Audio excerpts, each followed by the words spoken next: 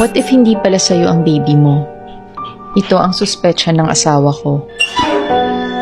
Ako nga pala si Stella de la Cruz, isang math teacher sa Gregorio Elementary School. 10 years na din akong kasal kay Andre, isang security guard. Sa awa ng Diyos, nabiyayaan kami ng isang napakagandang anak na babae. Ang pinakamamahal naming si Cassie. 3 years old na siya ngayon.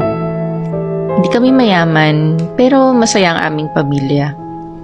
Ngunit nagbago ang lahat nang magsimulang magsuspecha si Andre sa akin.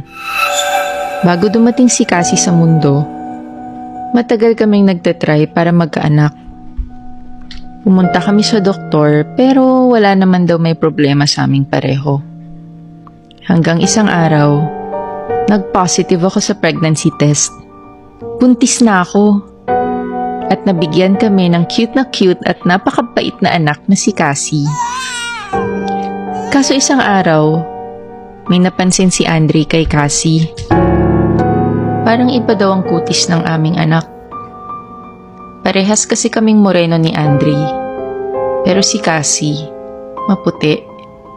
Singkit din ang mga mata niya. Wala namang may lahi sa amin ng Chinese or Japanese, maski sa side ni Andre. At dito na nagsimulang maghinala si Andre. May lalaki daw ako.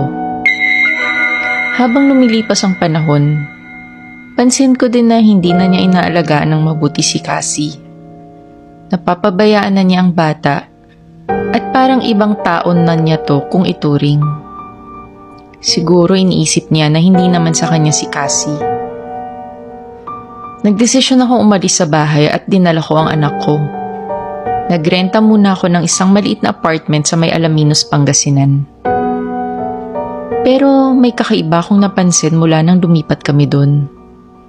May nagmamanman sa amin. Si Andre. Ang akala niya hindi ko siya nakikita. Pero alam kong sinusundan niya ako. By this time, nakilala ko rin si Nathan. Bago siyang teacher sa school.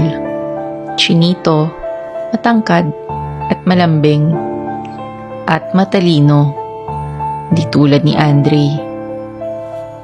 Lagi kaming magkasama lalo na sa school activities. At dahil doon, hindi maiwasan at na-develop kami sa isa't isa. Pero bago pa kami magkaigihan, pasulpot-sulpot si Andre sa bahay. Sinusuyo ako. Isang bagay lang daw ang hindi pa rin maalis sa isipan niya. At ito ay ang issue na hindi sa kanya si Cassie. Nagalit na ako. Sabi ko, sige, para nang malaman mo, magpa-DNA test tayo. Kaso after 2 weeks pa ang resulta. That same week, tinulungan ako ni Nathan na alagaan si Cassie sa bahay. Kaso, biglang dumating si Andre. Biglang nang dilim ang paningin ko. Tama ang hinala ko. Taksil itong si Stella. Sabi ko kay Stella, walang hiya ka talaga, Stella. Kaya pala humiwalay ka para magkasama kayo ng lalaking ito. Co-teacher ko yung si Nathan. Huwag kang mag-isip ng kung ano-ano. At huwag kang mag-iskandalo dito sa pamamahay ko. Tingnan mo, nakikita ka ni Cassie. Sinungaling, huling-huli ko kayo. Di ka pa rin umaamin. Hayop ka, may araw ka din. Mabubulo kayo sa impyerno.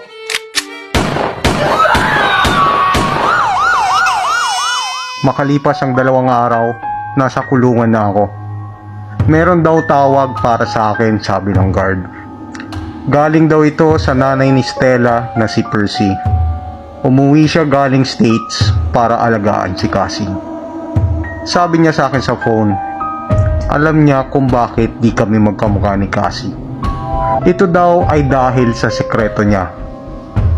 Pero di na to mahalaga sa akin. Ang gusto ko ngayon ay hanapin ang mayor ng kulungang ito. Ano nga bang sikreto ni Percy?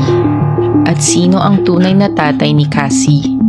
If you wanna know the whole story, listen for the complete episode on Spotify. Just look in the podcast section of Spotify and search for the Book of Bad Ideas. Don't forget to follow us there and leave a comment about the story. Grabe guys, hindi ko na-expect ang ending ng story na to. Ang ganda, promise.